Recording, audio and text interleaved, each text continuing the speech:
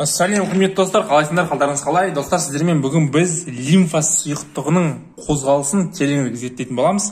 Лимфа туралы видео бар, ол видеоны көріп шыққан боларсыздар, достар. Енді бүгінгі видео сол лимфа сұйықтығының қозғалысына тереңірек шолу болып табылады. Енді лимфа қоса біздің ағзамызда вена қан тамырында лимфа жүйесімен өте ұқсас. Лимфа жүйесін біз вена қан тамырының толықтырушысы деп те атаймыз сол себепті.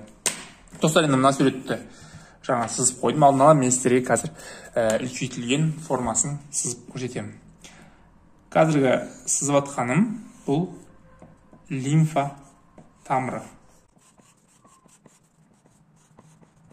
Лимфа тамырының көрінісі, ал келесі бізде ішек деп алайық.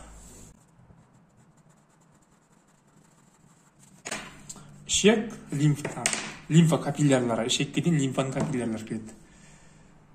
Бұл аймақ апикальды.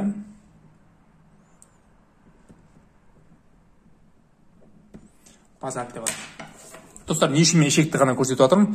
Себебі білесіздер, лимфадан май қышқылдары, майлар ішектен лимфа арқылы тасымалданады. Вена арқылы емес, лимфа арқылы тасымалданып, бүкіл қан айналым жүйесіне құяды. Достар, көріп тұрғандарыңызда ішектің қабырғасы лимфа қан тамыры, лимфа капилляры. Ішектен сорылған тағам апикальды аймақтан өтіп, базальды аймақтан өтіп, лимфаға барып түседі. Бұл лимфа тамыры көріп тұрғандарыңызда клапандардан құралған, себебі олар тек қана бір бағытта ғана ағады. Көріп тұрғандарыңыздай. Ішектен сорылған майлар, өнімдер лимфаның ең бірінші осы бөлік деп алайық. Осы әрбір бөлікті ең бірінші бөлігін барып толтырды дейік. Мысалы, мына бөліктің іші 100%-ке толды.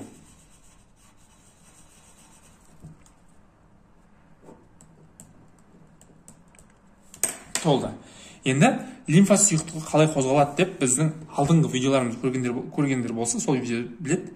Лимфаның қозғалысы ол лимфа қабырғасының бойында орналасқан бұлшықеттермен және лимфамен бірге жанасып тұрған органдардың қозғалысына байланысты лимфа сұйықтығы қозғалады. Сонымен қоса бұл жерде клапандардың маңызы өте зор.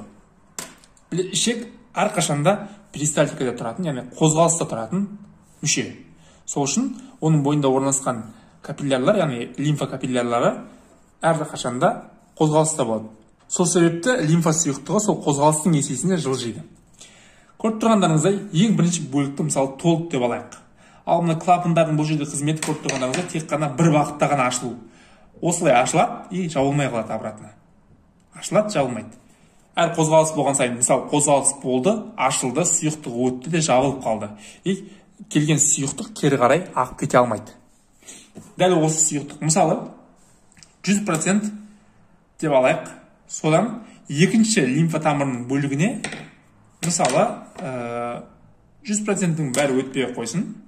Енді әрі кезде қалай ол 80% өтті дейік.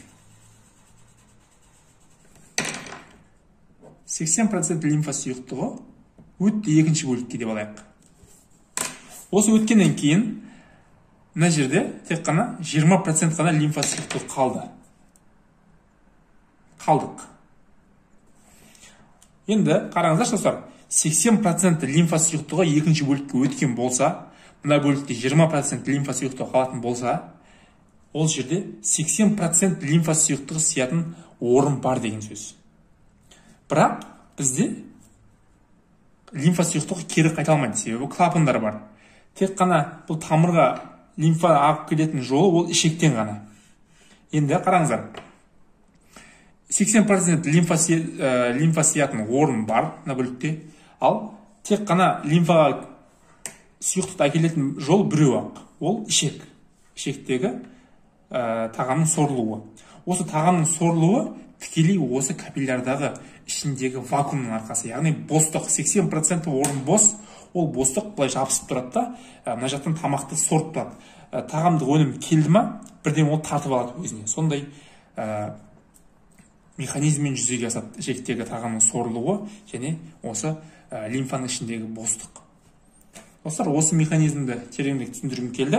Яғни бұл механизм вена қан тамырында да дәл осылай, венада ішектен жармасып орналасқан веналарда дәл осындай механизммен жұмыс жасайды. Яғни бірінші лимфатық сұйықтық толады, бірінші бөлікке толғаннан кейін, мысалы перистальтиканың әсерінен, лимфа қабырғасында орналасқан бұлшықеттердің тонусының әсерінен ол келесі бөлікке қозғалады. Қозғалған кезде лимфа клапандар тек қана бір бағытта ғана ашылғасын, лимфа сұйықтығы өтеді дағын, жабылып қалады, болды. Кері қарай қайталмайды, осылай болып қалады, болды. Бұл лимфаның қақпалы жүйесі болып табылады. Егер де осы қақпалы жүйеде ақау болып қақпа ашылып кете беретін болса, кері қарай, бұл лимфа қақпасының жетіспеушілігі деп аталады. Ол кезде лимфа сұйықтығының жиналуы пайда болады, яғни ісіну пайда болады. Венада да дәл осылай, мысалы варикозды баршаңыз білесіздер. Варикоз ол осы лимфа қақпашықтарының жеткіліксіздігінен дамитын аурудың түрі болып табылады. Достар, бүгінгі видео түсінікті болды деп ойлаймын. Видео ұнаған болса лайк басып, комментарий жазып, каналға тіркеліп кетуді ұмытпаңыздар.